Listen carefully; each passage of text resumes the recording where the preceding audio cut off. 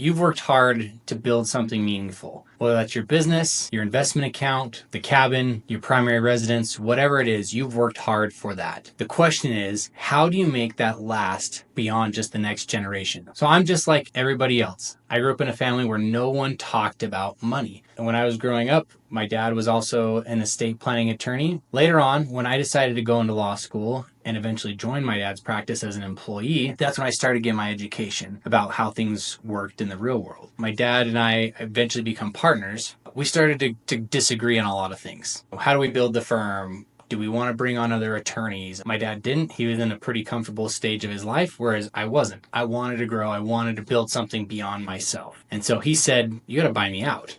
Okay, great. I would love to. Two problems. One, I don't have money, and two, a bank's not going to lend to me. And he said, okay, well, let's figure something out. He eventually became the bank, and I borrowed from him and paid him back over time to buy out the practice. It turned out really well, helped us maintain our relationship because we weren't fighting anymore. And so that was my first introduction into what's called the family bank. And it just was such a good experience for me. I said, all right, there's got to be a better way to make this happen and make sure that everybody kind of knows about this. And so that's where the family bank method comes from. Taking these concepts and making it in a way that you can teach your kids financial responsibility. What are you passing on? What values? What's important to you? And how we can instill that today and also for future generations.